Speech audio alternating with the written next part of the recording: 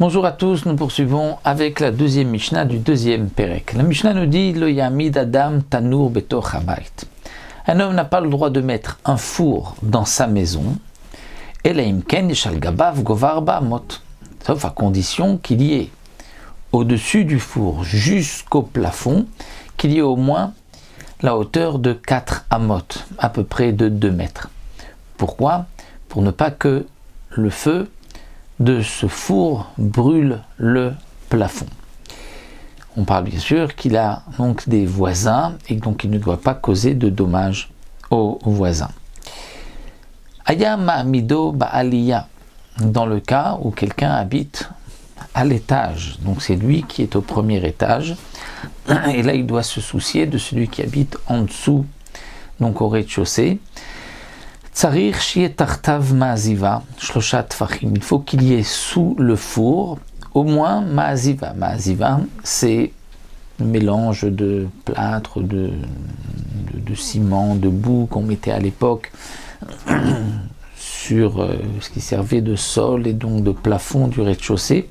Donc il faut qu'il y ait un minimum de 3 tfachim, à peu près 30 cm de ma'aziva, de ce mélange donc de vous mettez aussi des pierres, de la boue, du ciment, de 3 tfachim ou bakira. Ça c'est ce que nous avons vu pour un four, étant donné que le four a une grosse chaleur plus importante que la kira, puisque la kira c'est, si on peut dire, un fourneau, c'est un endroit où on met donc une seule marmite dans le creux de cette kira, et donc puisque le feu n'est pas aussi important que pour un four, et bien pour la kira ça suffit un tefar, c'est-à-dire juste à peu près 10 cm de ma'aziva. Ve'im, et si après tout cela Izik il a endommagé, meshalem mashi Izik, il devra payer ce qu'il a endommagé. Mais on ne pourra pas l'empêcher de mettre un fourneau s'il a gardé les distances et les limites imposées par les Chachamim. Rabbi Shimon Omer, lo amru kol hashiurim ha'elu ela shemizik patur mileshalem. Rabbi Shimon dit non. Si ces shiurim ont été dits, c'est justement pour nous dire que si après tout cela il a endommagé, il est dispensé de payer.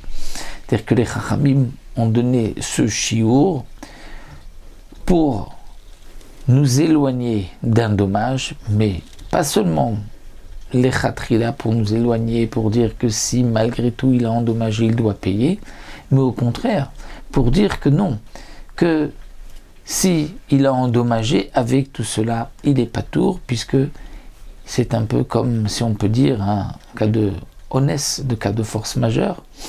Que pouvait-il faire ? Il a éloigné comme les Chachamim m'ont demandé.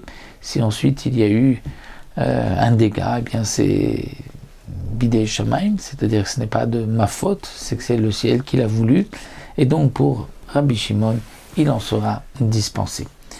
Donc voici pour cette deuxième Mishnah.